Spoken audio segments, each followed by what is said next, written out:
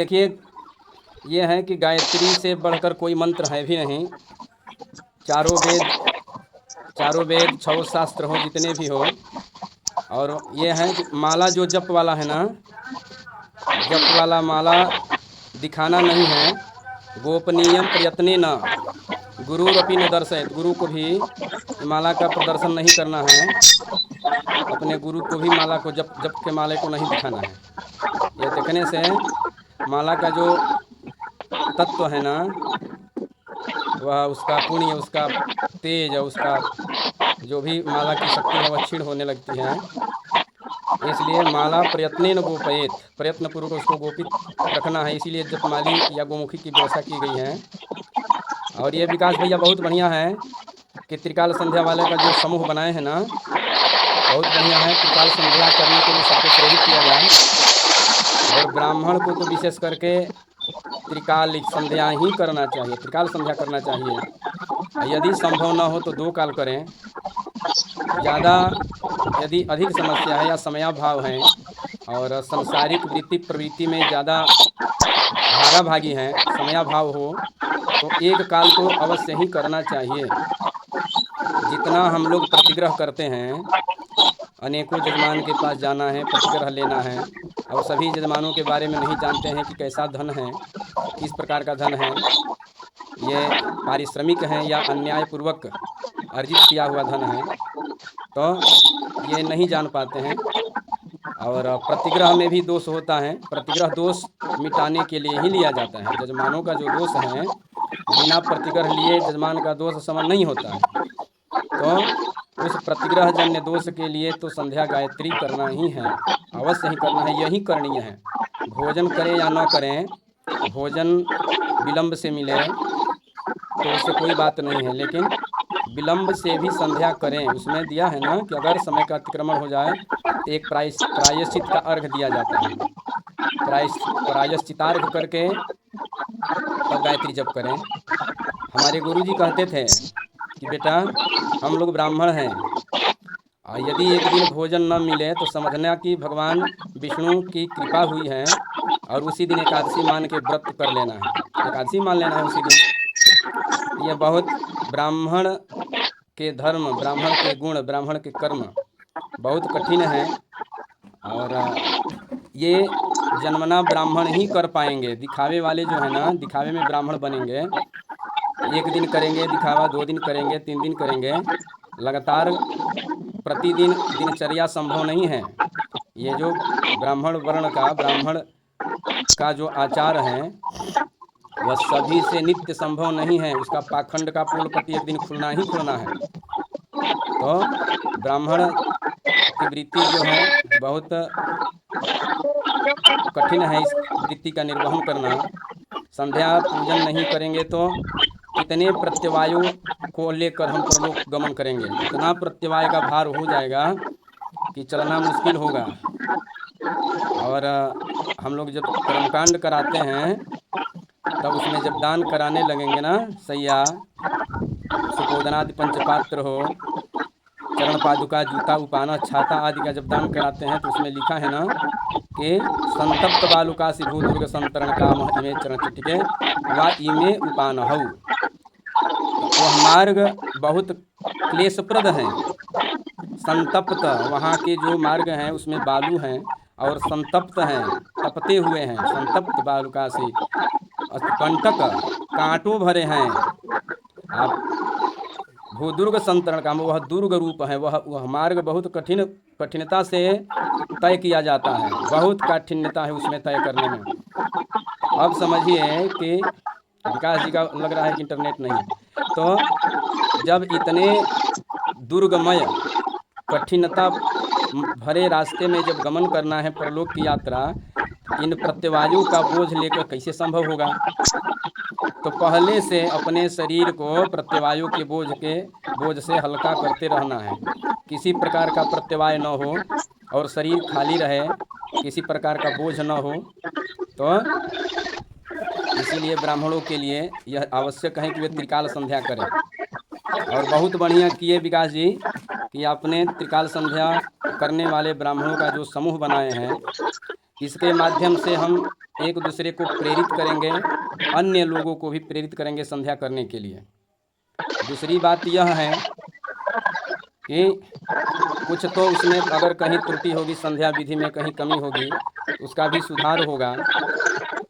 तो और ब्राह्मणत्व की सबसे तो बड़ी बात यह है, सबसे बड़ा लाभ यह है कि ब्राह्मणत्व की रक्षा होगी। अगर ब्राह्मणत्व की रक्षा होगी तभी। एक हमारे फेसबुक पे मित्र थे, उन्होंने अनायास ही हमसे नंबर मांगकर फ़ोन किया।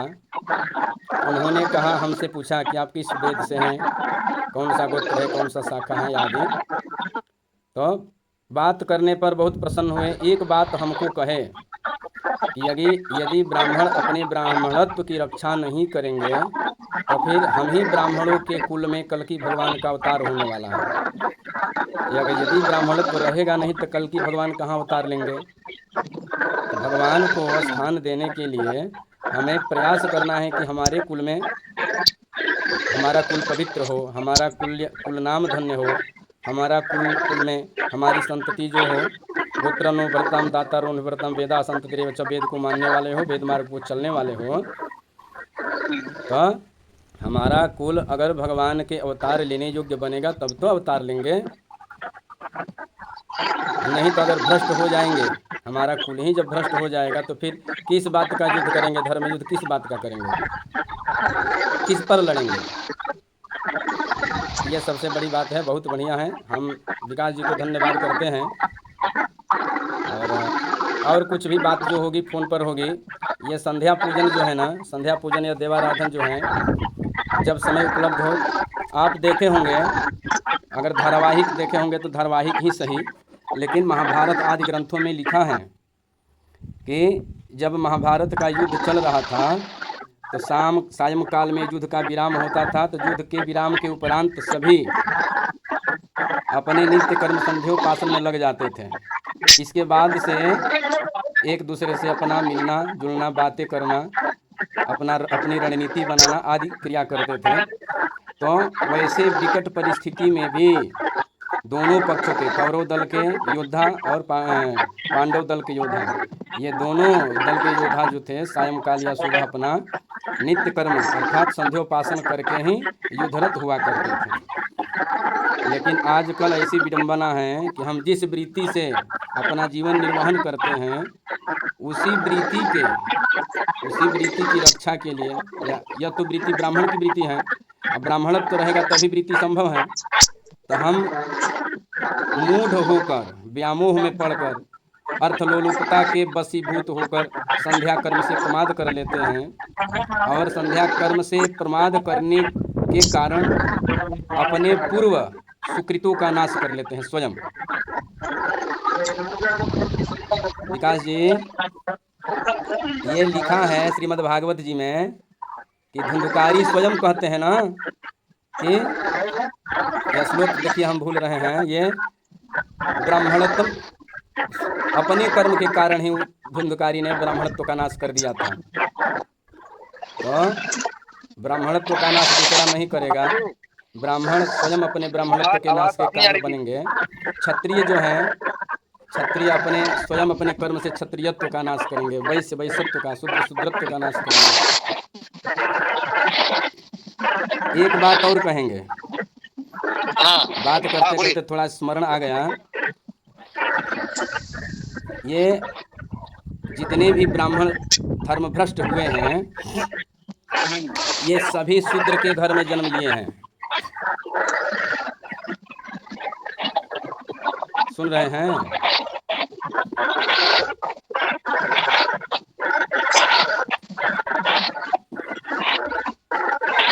मैं महाराज पूजा पाठ करता था, आचार्य जी मिले थे और इनको मैं देखा तो बहुत अच्छा लगा और महादेव का कृपा हुआ तो हम भी जो है, इन्होंने बैठा के बोले कि चलो करो, तो करने लगे। फिर हमारा रुचि बढ़ गया इसमें और अब हमारा मतलब अंदर से भी इच्छा करता है कि संध्या बंधन और जो मध्य में करते हैं ये सब किया जाए।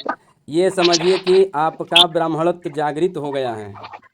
बिना ब्राह्मणत्व के जागृत हुए संध्योपासन में रुचि होगी ही नहीं, ये जान लीजिए।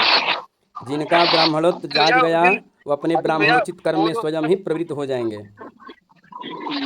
भैया जो आपका गीता वाला जो व्याख्यान था, जो गीता पे आपने उस दिन बोल रहे थे, वो बड़ा उसको बढ़िया ललकार दिया।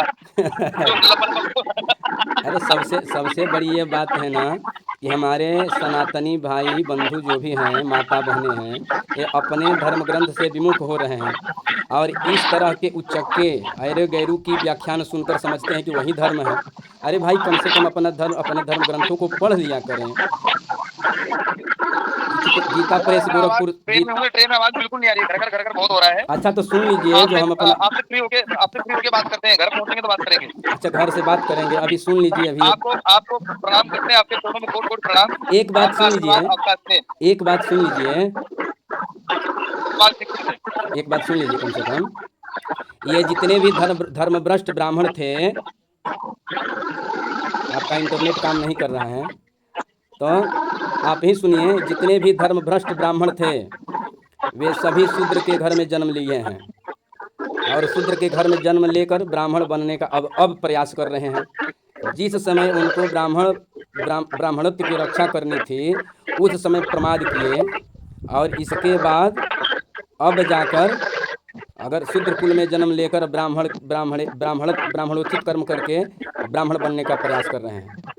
और जितने पूर्व जन्म के पतित थे, पाखंड किए थे, वे सभी स्वभावतः ब्राह्मण के घर में जन्म लेकर पाखंड फैला रहे हैं। ये दोनों एक दूसरे के स्थान लेकर भारतवर्ष में या देश में सनातन धर्म में पाखंड फैला रहे हैं।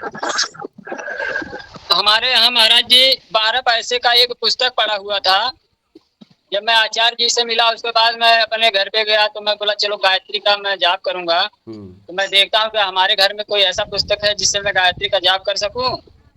तो बहुत पुराना पुस्तक मिल गया जिसका दाम 12 पैसा था और इतना मोटा पन्ना था, सब मिला जुला के, और फट टूट गया था थोड़ा बहुत। तो उसको मैं देखा तो आश्चर्यचकित हुआ कि हमारे घर पे पड़ा हुआ पुस्तक है और हमारे दादाजी ने, उनके पिताजी उसको खरीदे थे। तो हम लोग मतलब वो हमारे दादाजी के पिताजी जो थे वो भी ब्राह्मण तो रखते थे और हमारे दादाजी भी पूजा पाठ और ये सब यज्ञ हवन इत्यादि कर्म किया करते थे।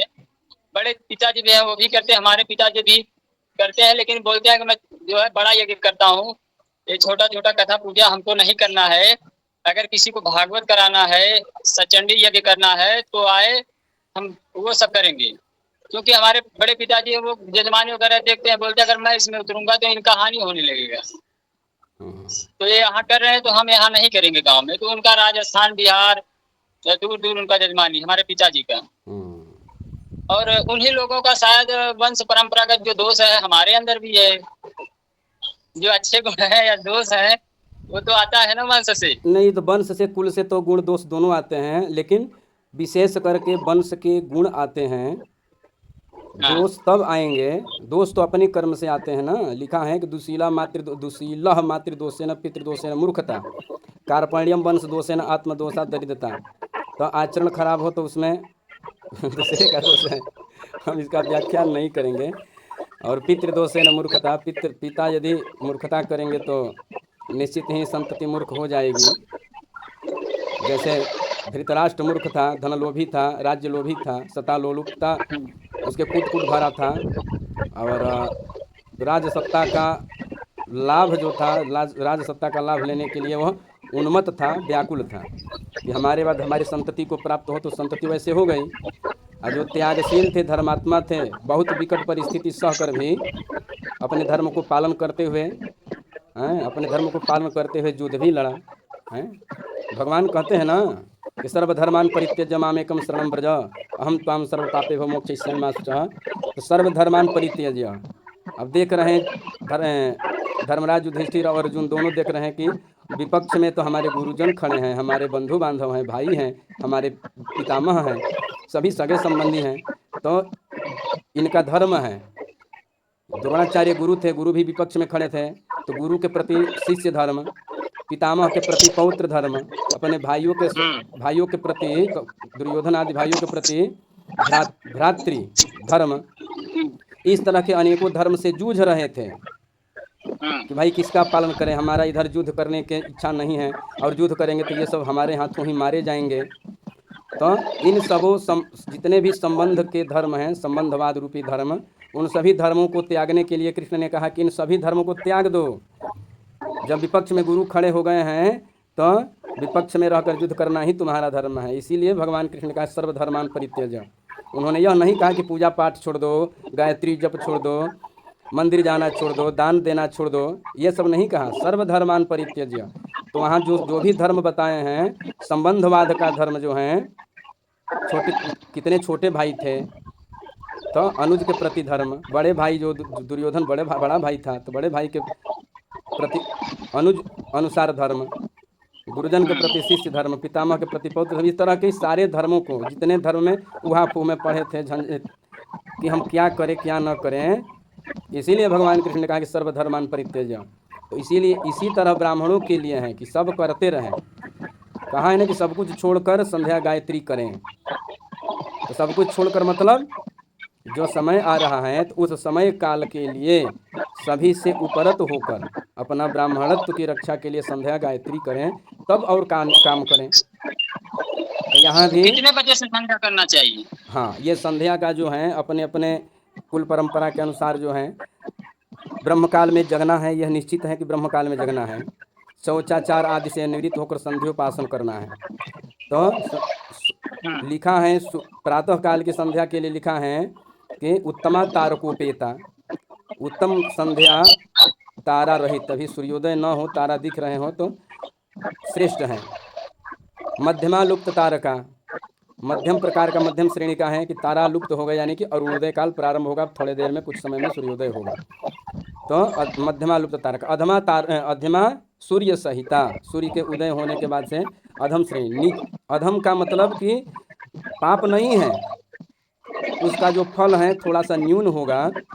वैसे संध्या पूजन करना श्रेष्ठ कर्म है, लेकिन समय काल जो है वह थोड़ा श्रेष्ठ, मध्यम और अधम के नाम से समय काल को वहाँ बताया गया है। तो भरसक प्रयास करें कि उत्तमा तारकोपेता को करें यदि संभव हो तो, न संभव हो किसी विवशता के कारण या किसी प्रकार के कारण अगर विलंब हो जा रहा हो तो पर भी संध्या करें। संध्या से प्रमाद करने को कहाँ ही नहीं गया है, संध्या करना चाहिए। तो मैं अपना पूजा पाठ हमेशा किया हूँ, कभी पूजा पाठ हमारा बंद नहीं रहा। पर्सनल जो भी सुबह नहा के 1 लोटा जल में हमेशा से दे रहा था। हाँ, तो इसमें भी यह है ना कि देव पूजा का विधान तभी है जब संध्योपासन करेंगे। हाँ। जब तक सूर्यार्घ प्रदान नहीं करेंगे तब तक देवताओं की पूजा का अधिकार प्राप्त नहीं होगा। हाँ, वही सूर्य को अर्घ देना वगैरह जो भी मान लीजिए। सुबह का जल स्नान करने के बाद सुबह जल 1 लोटा जल, उसमें 1 फूल, ज्यादा फूल भी नहीं तो मैं पूरा पेड़ का फूल तोड़ के एक ही जगह एक बार में चढ़ा दूं, ऐसा कुछ नहीं। 1-2 फूल से ज्यादा मैं कभी किसी भगवान चढ़ाना नहीं चाहता। नहीं, वो तो ठीक है, नहीं ज्यादा फूल क्यों चढ़ाए? नहीं, फूल तो आप जैसे, और सब लोग श्रद्धालु हैं और घर में भी तमाम लोग हैं, सब तोड़ते हैं फूल, सब चढ़ाते हैं, तो तमाम फूल हो जाता है। हाँ, तो जो संध्या में लिखा है कि बिना सूर्यार्घ दिए देव पूजा का अधिकार प्राप्त नहीं होगा, और देव पूजा किए बिना पितृतर्पण आदि जो है, देव तर्पण पितृतर्पण बाद में दिए हैं ना, संध्यांग तर्पण एक अलग है, इसके बाद से पितृतर्पण अलग है। तो ये जो है देव पूजा के उपरांत ही, देव पूजा के उपरांत ही पितृतर्पण का विधान है। स्नानांग संध्या भी है, स्नानांग तर्पण भी है, उसके बाद भी देव पूजा है, देव तर्पण पितृतर्पण आदि है। तो सूर्यार्घ का भी अधिकार तभी प्राप्त होगा जब उसकी विधिया पूर्व की विधिया, सूर्यार्घ के पूर्व की विधिया करेंगे तब सूर्यार्घ देने का अधिकार प्राप्त होगा। आचमन है, प्राणायाम है, मार्जन है, ये जो सूत्र से हैं, इनको करने के बाद ही सूर्यार्घ देने के बाद गायत्री जप का अधिकार प्राप्त होगा। बिना सूर्यार्घ दिए गायत्री जप भी नहीं कर सकते हैं। इस तरह की विधि है, और धीरे धीरे इसका पालन करते हुए इसको अभ्यस्त कर लेना है। धीरे धीरे अभ्यास करेंगे, खूब बढ़िया होगा, और संपूर्ण विधि भी स्मरण हो जाएगी, पुस्तक की आवश्यकता नहीं पड़ेगी, करते करते, ठीक ना। तो खूब करिए और दूसरे को भी प्रेरित कीजिए, संध्योपासन के लिए प्रेरित दूसरों को भी करना है। अब आप तो खुद संध्योपासन करने लगे हैं तो आपको अनुभव हो रहा होगा, संध्योपासन करने से ब्राह्मणत्व जागृत हो जाता है। अब ब्राह्मणत्व जागृत होगा तो सभी कार्य सफल होंगे। मैं दोपहर में लूडो वगैरह सब खेलता था जो भी टाइम मिल जाता था बचपना जैसे और लोगों के साथ। हाँ। तो ये सब करता तो सब खेलने का मन नहीं करता है। नहीं। अब जब मैं जाप करता हूँ तो अंदर से असीम शांति का अनुभव होता है, क्योंकि वहाँ पे न जुबान चलती है और न जीभ डोलती है, केवल अंतरात्मा ही बोलती है। चलिए हम आपको और जो बात साधुवाद देते हैं कि आप संध्योपासन प्रारंभ करके ब्राह्मणत्व की रक्षा के लिए कमर कस लिए हैं, और जितना ब्राह्मणत्व प्रखर होगा उतने सांसारिक जो नीरस कार्य हैं, बेकार के कृत्य हैं जिसका कोई फल नहीं है, उसके प्रति मन जाएगा ही नहीं। अपने आप उससे मन उपरत होता जाएगा। हाँ महाराज, आप लोगों का सानिध्य मिल रहा है और महादेव का कृपा भी हो रहा है, महादेवी भी प्रसन्न दिखाई दे रही है इस समय। तभी तो आप जैसे लोग हमारे मतलब हम आप लोगों के पास आ रहे हैं और आप भी हमारे ऊपर झुकाव बना के रखे हैं ब्राह्मण आशीर्वाद के देखिए, लिए। ब्राह्मणत्व तो आपका जितना प्रखर होगा, जितना बढ़ेगा, ब्राह्मणत्व के बढ़ने से कुछ भी दुर्लभ नहीं है इस संसार में। ब्राह्मणत्व को बढ़ाइए, ब्राह्मणत्व की शक्ति को प्रबल कीजिए, इस संसार में कुछ दुर्लभ नहीं है। ठीक ना? ठीक है, चलिए फिर बात होगी।